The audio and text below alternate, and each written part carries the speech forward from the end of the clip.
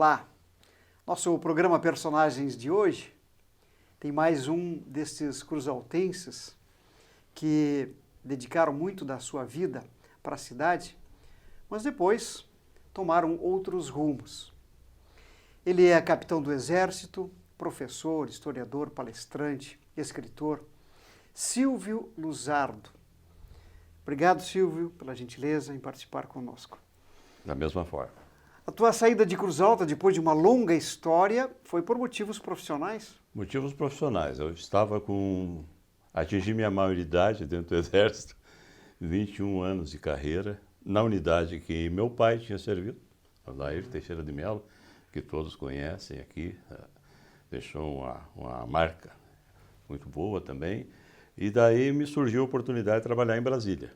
E para lá fui em abril de 1987 para servir no Estado-Maior do Exército, juntando-me a outros companheiros daquele Cruz Alta que também trabalhavam lá. Claro. Tu tens um conhecimento muito amplo, como historiador, pesquisador, de Cruz Alta. Nestas tuas vindas para a cidade, depois de tanto tempo fora daqui, com alguma frequência tu voltas para cá. Como é que tu fazes esta avaliação? Como é que a gente está aqui como município, como cidade? Dá para se dizer, por exemplo, que estamos acompanhando o desenvolvimento de outros lugares? Olha, João Veríssimo, sabe que nós temos laços muito fortes com a terra que a gente nos viu nascer. E por isso a gente tem um apego, tem um envolvimento. Quer que a nossa terra sempre esteja em destaque no plano econômico, no plano social, no plano cultural, enfim, que tenha uma identidade que corresponda à nossa expectativa. E você passa, saindo fora daqui, a ser um observador da cidade e de como ela anda, se ela anda devagar, se ela anda depressa, se ela comparada com os municípios da redondeza, ela tem a mesma feição, o mesmo porte, a mesma pegada. E nesse aspecto particular, a gente percebe, porque eu tenho parentes em todo o entorno. Tenho em Ijuí, tenho em Panambi, tenho em Pejuçara. E a gente vê que esses municípios têm uma visão, têm um projeto mais autêntico e mais audacioso em investimentos, tanto na área da administração pública, quanto na área da iniciativa privada. E necessariamente essa comparação nos dá um resultado que nos deixa um pouco temeroso com relação ao futuro, claro, que o presente não corresponde àquilo. Tu detectas alguma razão para esse não acompanhamento a outros lugares? Olha, sinceramente, como nós tínhamos conversado anteriormente, há um episódio que eu não consigo identificar por que a cidade cresceu tanto na década de 1900 a 1950 a se tornar uma referência econômica e, de repente, foi perdendo espaço de representação política, que é muito importante. Além do território. Além do território. Claro que a parte da perda do território foi uma das causas principais, mas não a principal, correto? Então houve um descuido, talvez administrativo, porque nesse período dos anos 60 houve uma bipolaridade, né, da existência de dois partidos a partir da Revolução de 64. Então nós tínhamos o MDB e tínhamos a Arena. E eu percebo bem, só para os nossos telespectadores terem uma ideia de como isso se comportava, de que havendo uma administração da Arena, por exemplo, no município de Cruz Alta, e ela perdendo a eleição seguinte, tudo aquilo que tinha sido feito era abandonado, era descuidado. Entrando o MDB, ele partia para outra iniciativa. Exemplo digno disso aí é a Casa da Cultura. A Casa da Cultura ela foi sendo feita por etapas, ela não teve uma continuidade. E ela só foi terminada na terceira administração do Dr. José. E sempre com remendos. Com remendo. Entendeu? Era abandonado, ficava abandonado.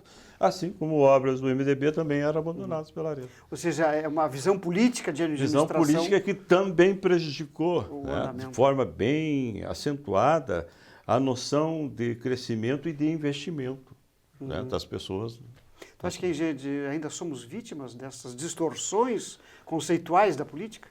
A partir de um determinado momento houve o processo de socialização, digamos assim, com o surgimento do Partido dos Trabalhadores, que é outra noção bem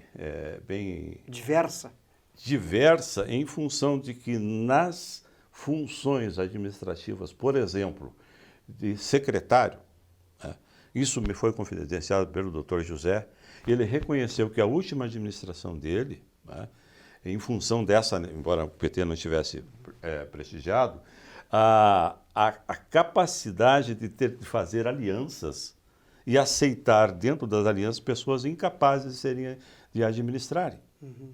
Mas, em função do acordo, tinham que ser secretários.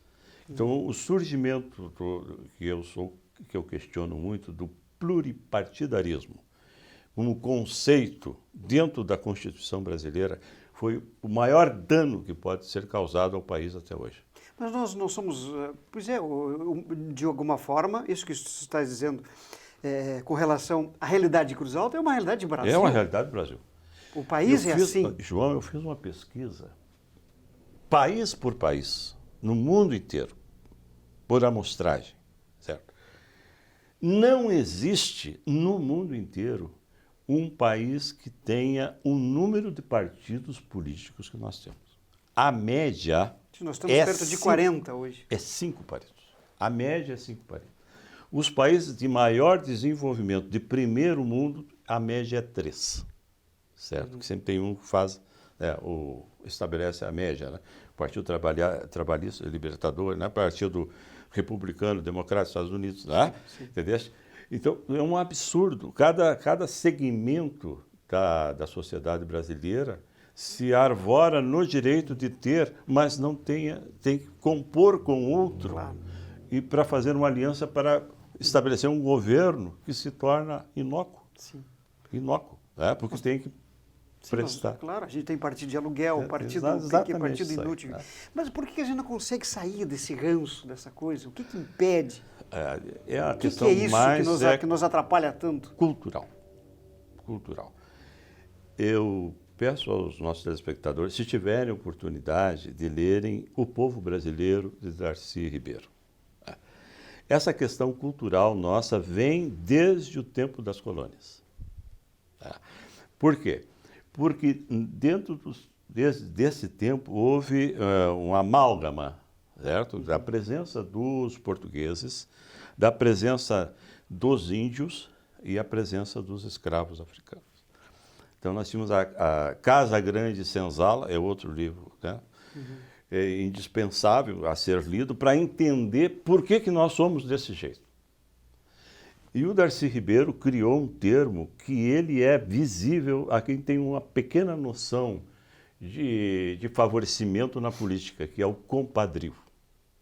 O compadrio, na época das colônias, era mais ou menos, funcionava assim. Tinha o proprietário lá da Casa Grande, ele tinha a família constituída e ele fornicava com uma índia ou fornicava com uma negra.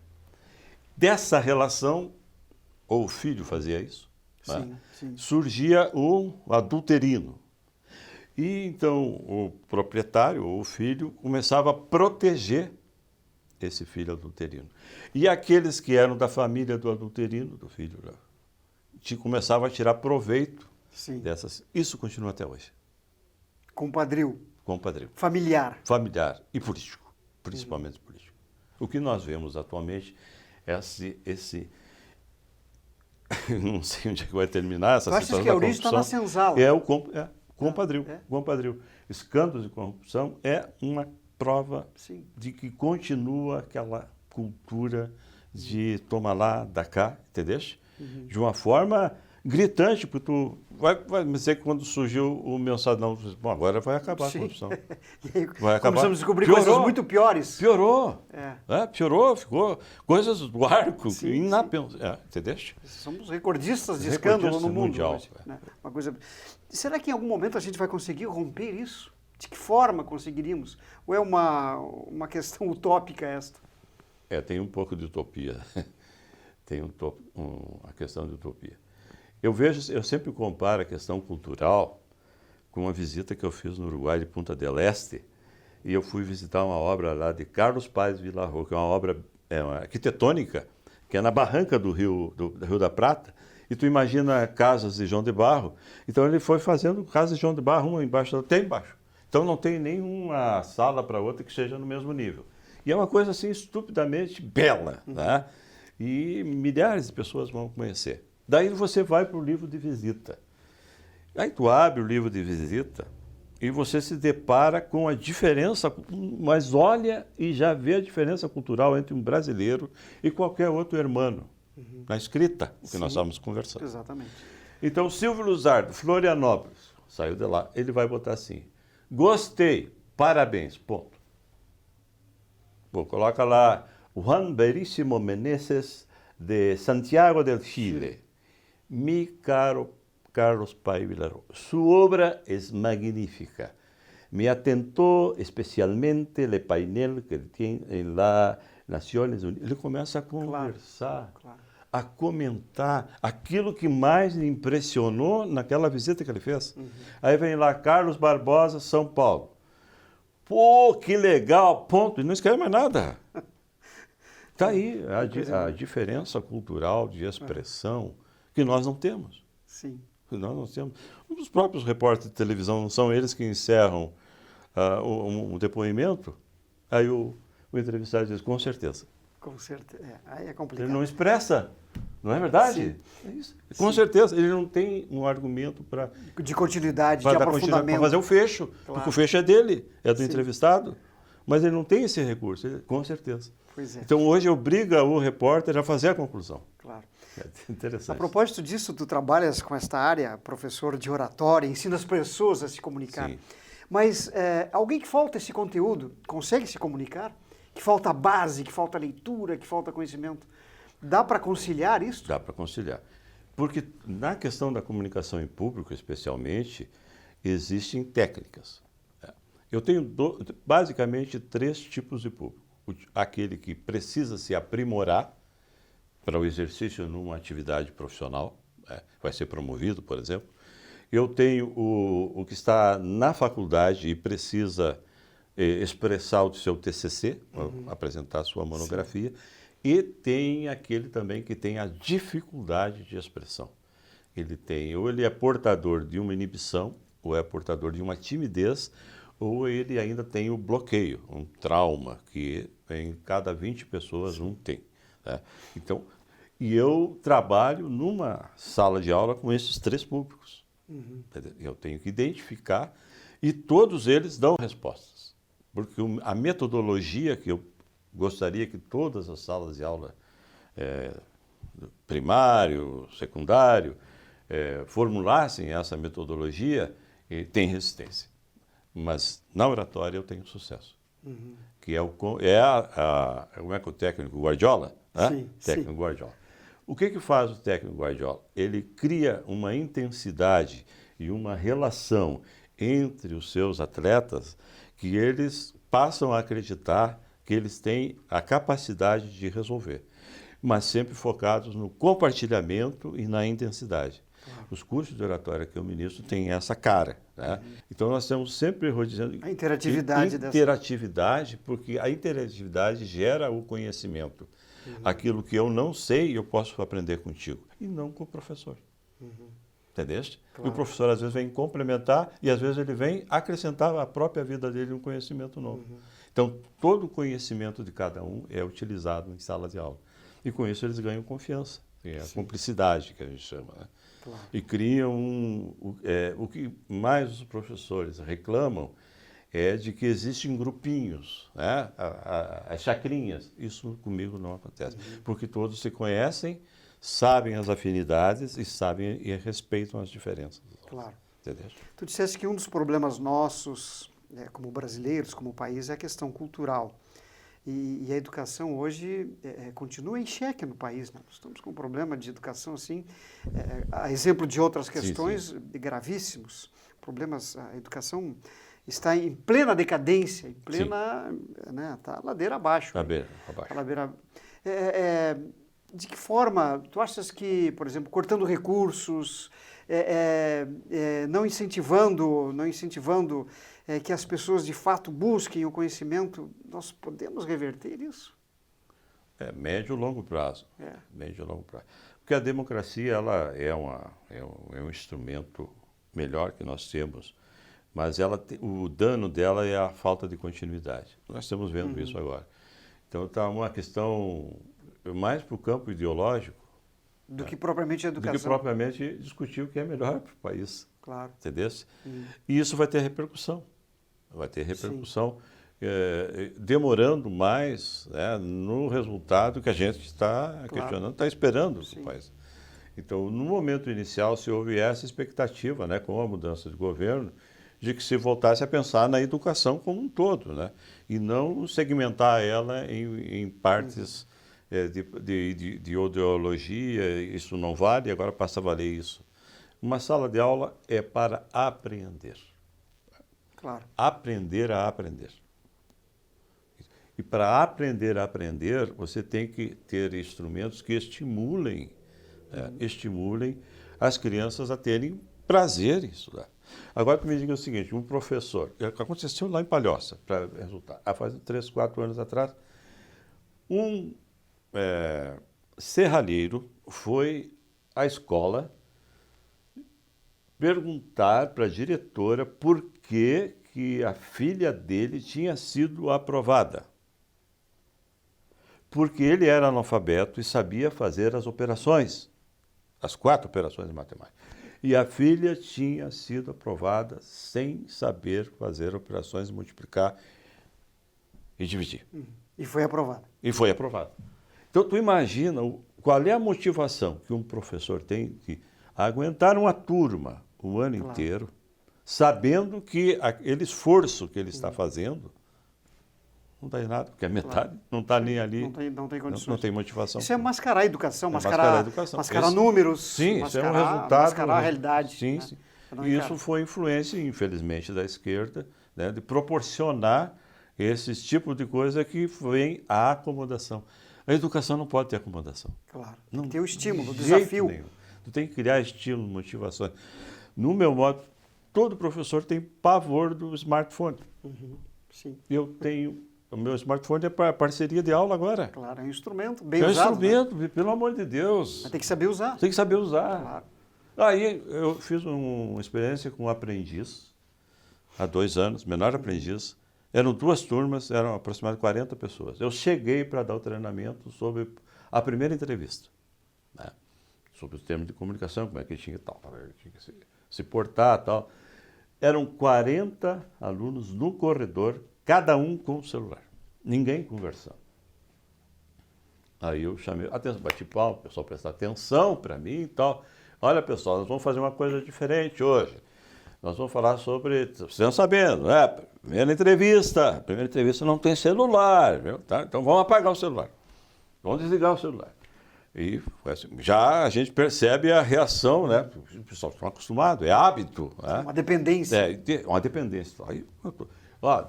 Aí eu percebi a reação, já esperada, né? Não se preocupem, no segundo momento da sala de aula nós vamos falar sobre como tirar proveito do celular. Aí o pessoal parece que relaxou. Então eles deixaram o celular, mandei uma mesa apropriada, deixaram todos ali. Mas era visível durante a primeira parte da aula, né, que foi uma parte de postura, né, despertar neles o que eles tinham que saber sobre a empresa, detalhes, né, técnicas. Que acredito que dos 40, uns 10 estavam ansiosos.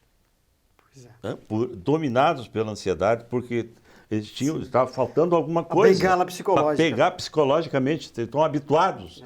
Então faz falta. Claro. Então isso é viciado. Sim. Pessoas viciadas. Mas depois foi liberado, né? Fez um intervalo, tudo, aí voltou tudo a como fomos ensinar. É por isso que os políticos, quando se comunicam, porque político, ao se comunicar, ele tem uma aparência de verdade, Sim, uma intenção, mas a verdadeira intenção é sempre outra. Né? É sempre outra. Mas aquela de fachada, né? A embalagem impressiona Impressiona. e engana as pessoas. Engana, Estaria aí a razão das pessoas terem grande dificuldade de interpretar, de entender e saber compreender as entrelinhas daquilo que nos propõe hoje? Pois é. Essa tua abordagem é muito interessante, porque se nós formos ver a história mundial, como nós temos grandes comunicadores que foram os grandes terroristas, né? O Hitler e Stalin, né? Temos agora o Maduro aqui Sim. na Venezuela. Então temos pessoas que têm o domínio, mas infelizmente aquele discurso, ele na prática é um engodo. Porque a intenção é sempre outra. A intenção sempre é o poder. E quando as pessoas chegam no poder, por mais intenções boas que eles têm, acontece a acomodação no sentido de se apropriar do poder para o seu benefício pessoal, correto? Então isso não tem como a gente definir se aquele candidato lhe corresponde ao discurso que ele está fazendo. A melhor maneira de você fazer é justamente se na ação vai corresponder ao discurso. Claro. Por isso que se diz que as palavras voam, as ações ficam. Muito bem. Silvio, rapidamente, fala do teu livro. Uhum. Podemos falar? Podemos falar. Vamos falar. O livro é o quarto livro. Quarto livro, um exemplar que é aqui da TV Cruzaltense. O livro, ele tem uma abordagem, eu fui convencido pelo meu editor a mudar a história do livro. Era 29 outras histórias.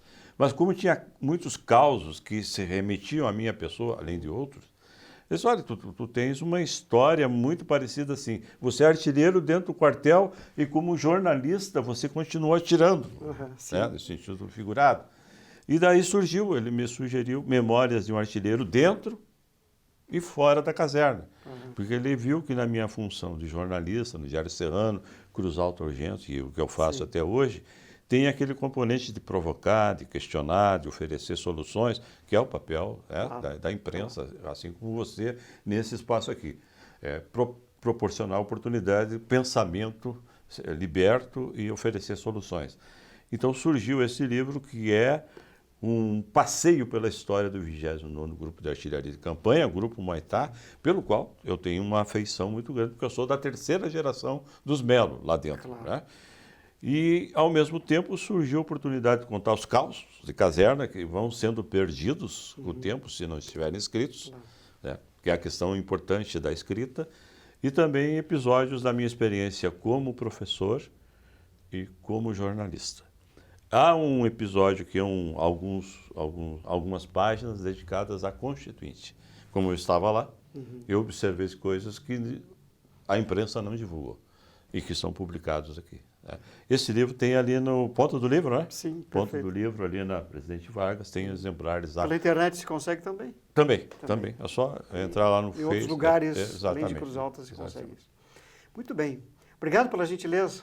Obrigado pela contribuição aí. Muito obrigado. Olha, um abraço. Obrigado pela oportunidade. Perfeito. Silvio Luzardo, nosso personagem de hoje. Até a próxima.